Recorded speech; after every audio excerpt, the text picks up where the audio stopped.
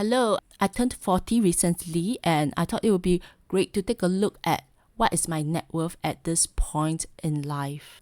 So a bit of a background about myself. So I had been working as an engineer for more than a decade. So when I was 38, I took a sabbatical from work, and since then I have not been working at any corporation. Now with the background done, let's take a look at the net worth. So when I was calculating my net worth, I divided them into two broad categories. The first category is the liquid and the semi-liquid assets. So this refers to assets which I can turn them into cash within a short period of time. There is another class here which is illiquid. So these illiquid assets are those that are going to be very difficult to turn them into cash. Some of it might take months or year, in order to turn it into cash.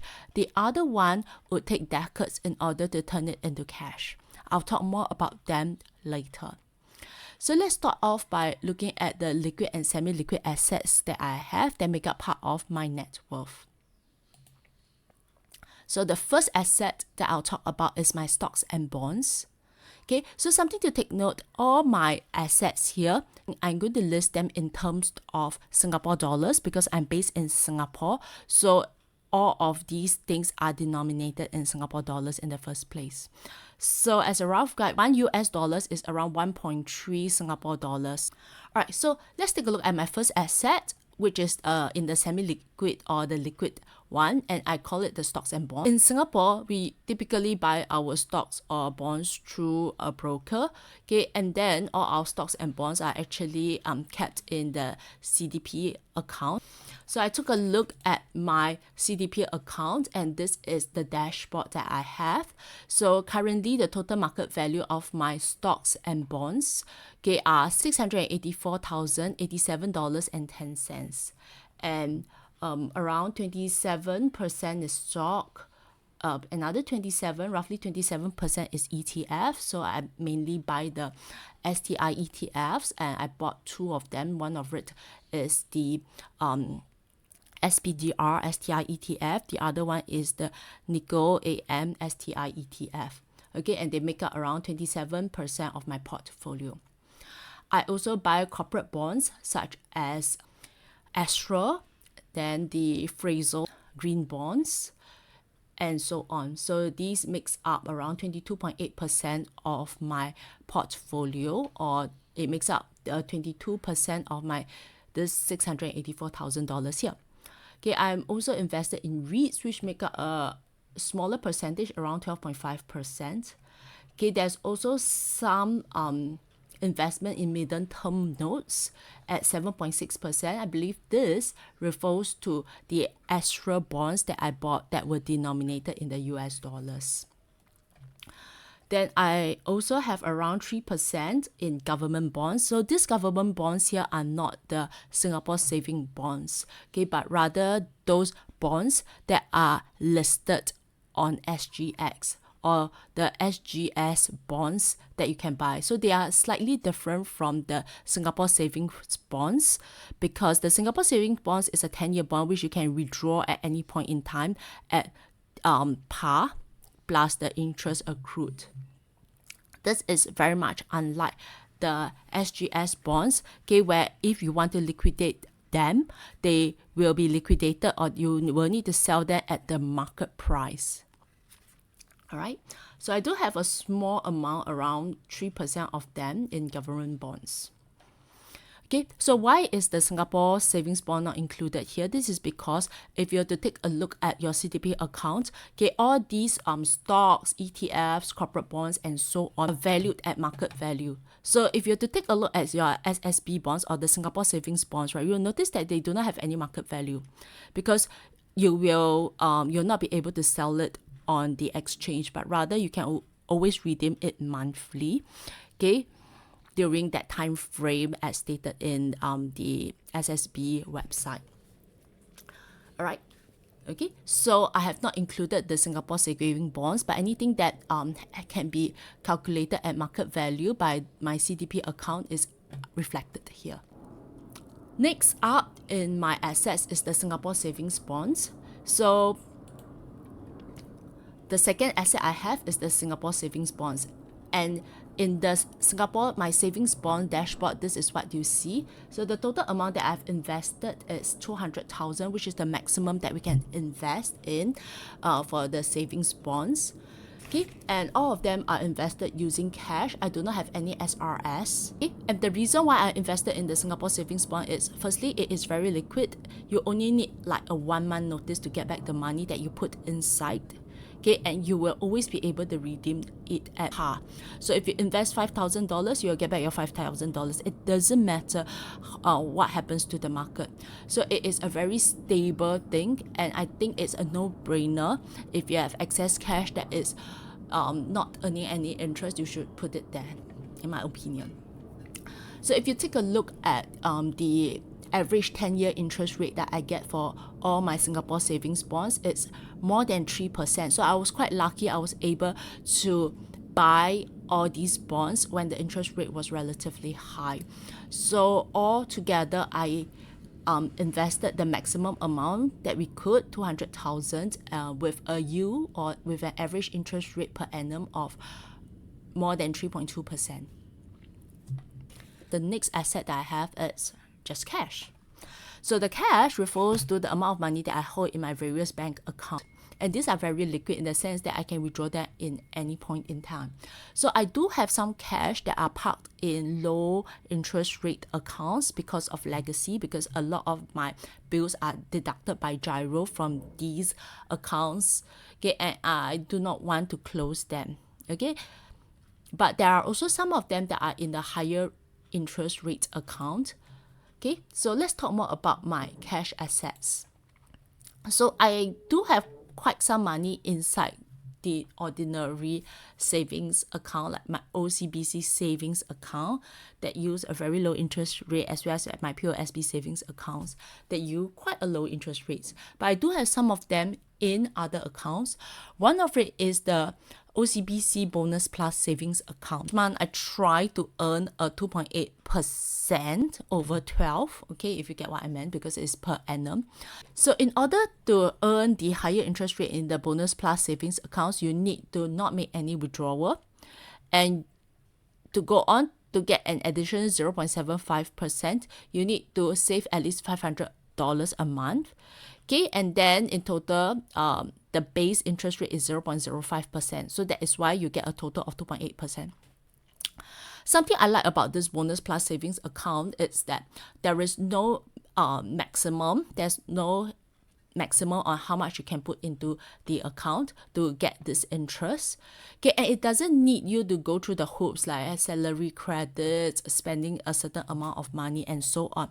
So there are many other saving accounts out there, okay, that gives higher interest rate, but one of the problems that I have is I do not have a salary credit. For example, the DBS multiplier requires you to credit your salary into it in order to earn the higher interest rate. Similarly, the trust savings accounts also requires you to credit your salary in to earn this higher interest. But because I do not have any salary coming in, because currently I'm on a sabbatical, so I do not get to enjoy these higher interest rates. So those savings accounts that I look at are typically those that do not require crediting salary in order to get the higher interest rate. And the Bonus Plus accounts, which can give me up to 2.8%, is one of them. Another account where I park some of my cash in is the UOB One account.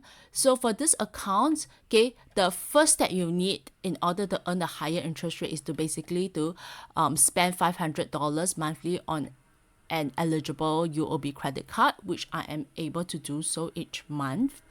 Okay, then I am not able to credit a salary, but I'm able to make 3 GIRO transactions per month. So there are some GIRO transactions that I make that are just like $12, $6.50, and so on, and they are also counted as a GIRO transaction. So for example, if you're like me, based in Singapore, and your child goes to primary school, each month there's a $6.50 school fees. Okay, and each of this gyro transaction, each of this school fee gyro transaction is considered a gyro transaction, even though it is a small amount. So this is quite easy to meet for me. So I do have some cash parked in my UOB1 account. Okay, so there are two ways to earn. So it's either spend $500 plus 3 gyro transactions, or spend $500 and credit your salary. Okay, so for me, the crediting salary one is not applicable for me. So I will only earn a higher interest rate, first $125,000, and this higher interest rate is around 2.4%. If you compare it with the bonus plus savings, okay, it is slightly lesser. The bonus plus will give me a better yield. But the nice thing about this is, in order for me to earn that, I can always take out the money whenever I like.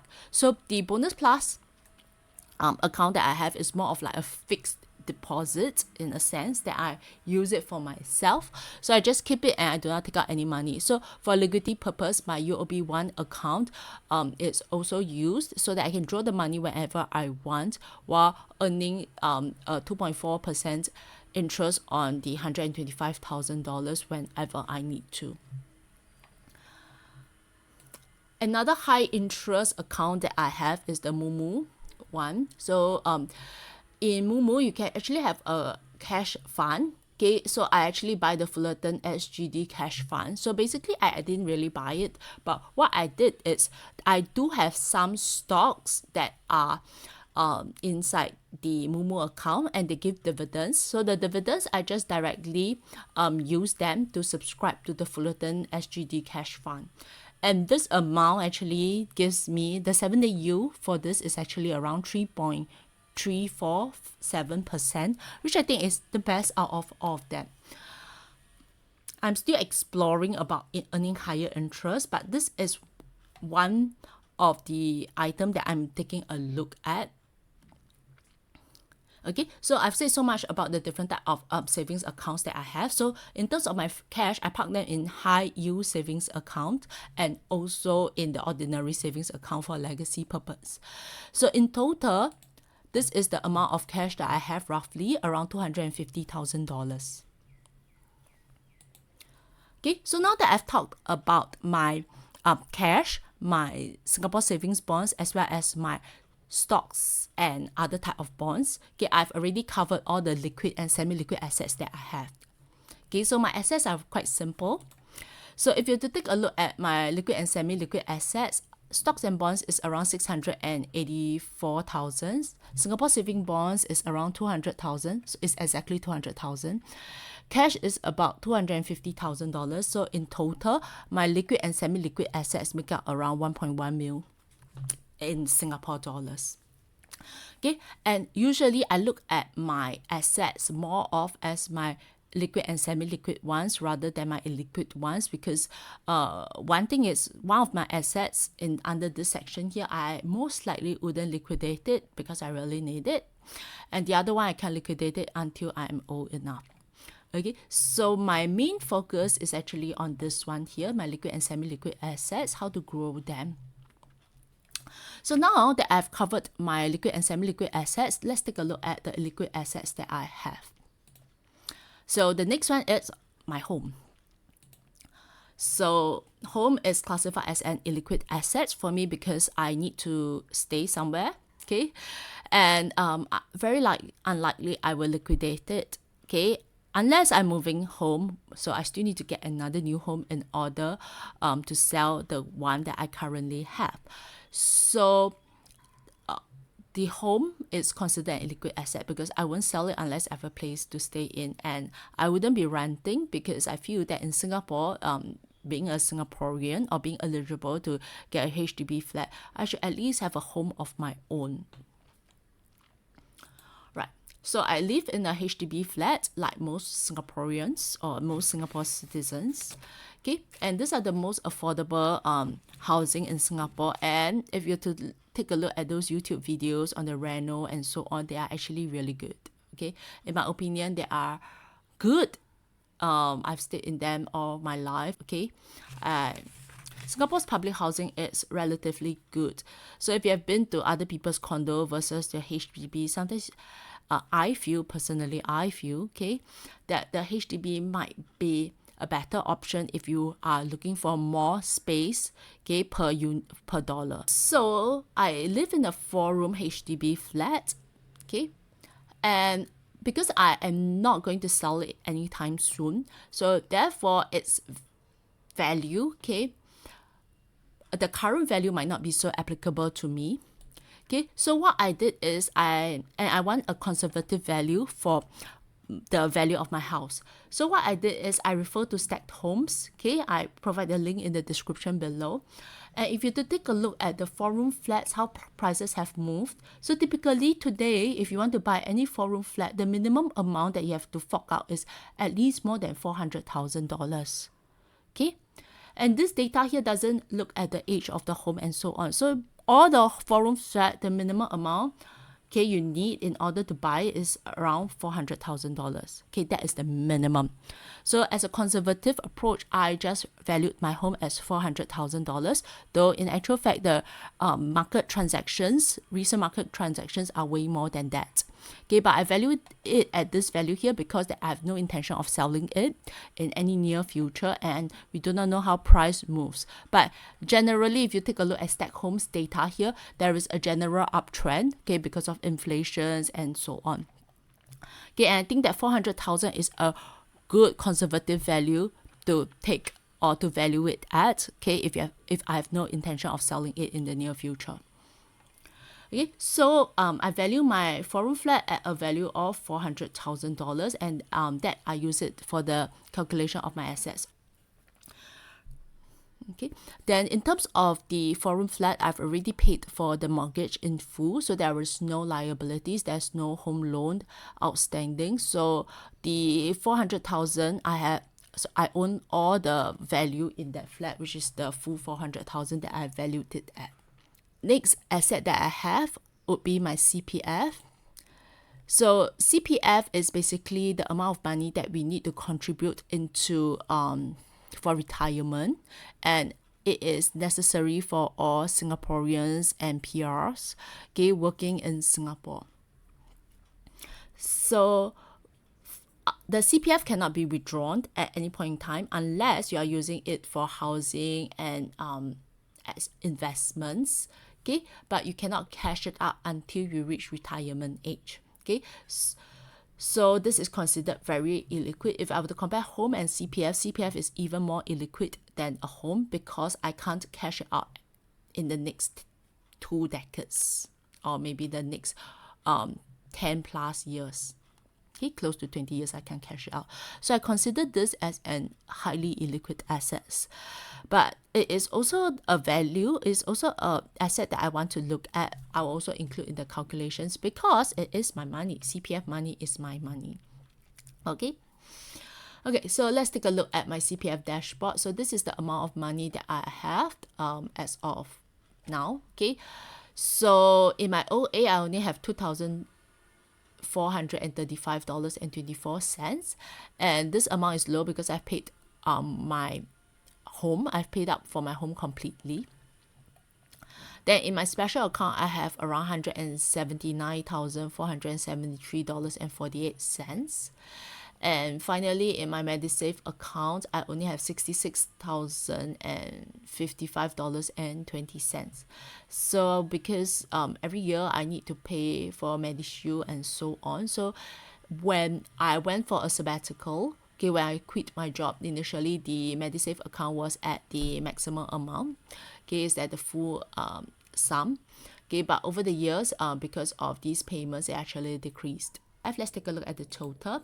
So I've talked about the liquid and the semi-liquid assets just now. So the stocks and bonds, I have around 684,000. For the Singapore savings bonds, I have $200,000, which is the maximum that we can invest.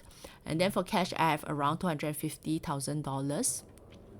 Okay, so the total liquid or semi-liquid assets that I have makes up around $1.1 million. In terms of the illiquid assets that I have, my home, I value it at around $400,000. And because I've paid for my mortgage in full, there is no liability. So whatever I value it as is equals to my assets. I also have CPF, which adds up to a total of $247,963.92. So total illiquid assets is around $647,963.92. So if I were to add these two up, the total assets or my net worth at the age of 40 is around 1.78 million. Right now, my net worth is around 1.78 million Singapore dollars. While I am not working, I am still looking for active ways to increase these assets over time.